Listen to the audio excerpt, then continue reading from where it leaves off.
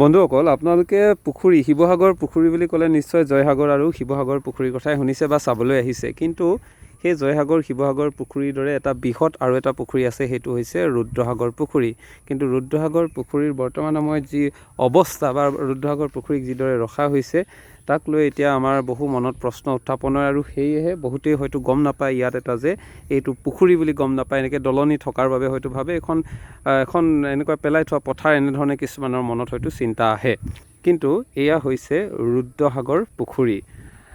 ৰুদ্ৰসিংহক স্মৰণ কৰি তেখেতৰ পুত্ৰ লক্ষ্মী সিংহই খন্দুৱাইছিল এই পুখুৰীটো। আৰু এই পুখুৰীটো প্ৰায় 321 বিঘা, প্ৰায় বুলি কৈছোঁ, মোৰ ভুল হ'ব পাৰে, 21 বিঘা মাটিকালিৰে এই পুখুৰী খন্দুৱা হৈছিল। আৰু এই পুখুৰীটো নতুনকৈ খন্দুৱা হৈছিল বাবেই ৰুদ্ৰসাগৰ পুখুৰী অথবা ন পুখুৰী বুলিও ইয়াক কোৱা হয়। কিন্তু ন পুখুৰীৰ এইফালে আপুনি যদি চাই, ইয়াত এটা শিৱদৌল আছে আৰু এখন পাৰ্ক আছে, ইয়ালৈ বহু লোক আহে। কিন্তু এই পুখুৰীটোৰ বৰ্তমান সময়ত অৱস্থা চাওকচোন।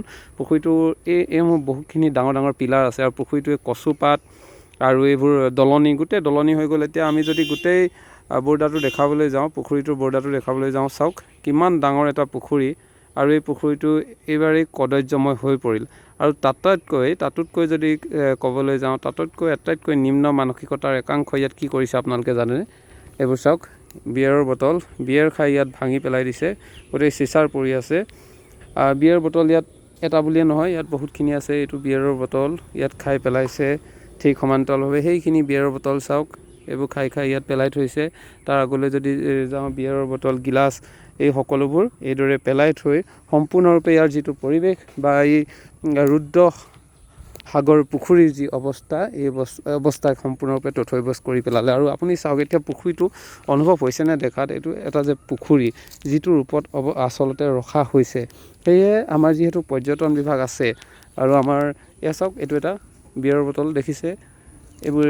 এইদৰে তেওঁলোকে ইয়াত একাংশই মদ খাই, হয়তো এইটো ৰাইনো এইদৰে মদ খাই ইয়াৰ পৰিৱেশ সম্পূৰ্ণৰূপে বিনষ্ট কৰিছে, ইতিহাস প্ৰসিদ্ধ। আৰু ইয়াতে দেখিছে, ইয়াত শিৱদৌল ভাগিও আছে, এখন পাৰ্ক।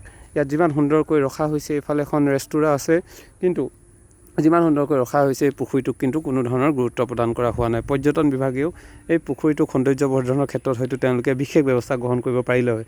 যিদৰে জয়সাগৰ পুখুৰী আছে, যিদৰে শিৱসাগৰ পুখুৰী আছে, এই পুখুৰীটোকো চাৰিওফালে বেৰা দি চাফ চিকুণ কৰি পুখুৰীটো সম্পূৰ্ণৰূপে উন্নীতকৰণ কৰা হ'লে হয়তো আজিও ৰুদ্ৰসাগৰ পুখুৰী হিচাপে জিলিকি থাকিলে হয়, মানুহো ইয়ালৈ আহিলে হয়। কিন্তু এতিয়া ইয়াত কি হৈছে দেখিছেনে? বিয়েৰৰ বটল খাই, চিচাৰ গ্লাছ, চিচাৰ ভাঙি ইয়াত গোটেই পৰিৱেশ তথৈবচ কৰি পেলাইছে। আৰু এইখিনিতে আমাৰ যি জনজাতীয় সংগঠন, এই সংগঠনসমূহলৈ প্ৰশ্ন হয়। তেওঁলোকে বহু ক্ষেত্ৰত কিন্তু এই বিষয়বোৰক লৈ, যিটো আহোমৰ কৃষ্টি সংস্কৃতি, আহোমৰ ইতিহাসৰ সৈতে জড়িত হৈ থকা এই সম্পদবোৰক ৰক্ষণাবেক্ষণৰ ক্ষেত্ৰত কিন্তু তেওঁলোকে বিশেষ ব্যৱস্থা কিয় তৎকালে লোৱা নাই, তাক লৈ প্ৰশ্ন উত্থাপন হয়। তেওঁলোকে এইবোৰ ক্ষেত্ৰত বিশেষ ব্যৱস্থা গ্ৰহণ কৰাটো অতি গুৰুত্বপূৰ্ণ বুলি আমি ভাবোঁ।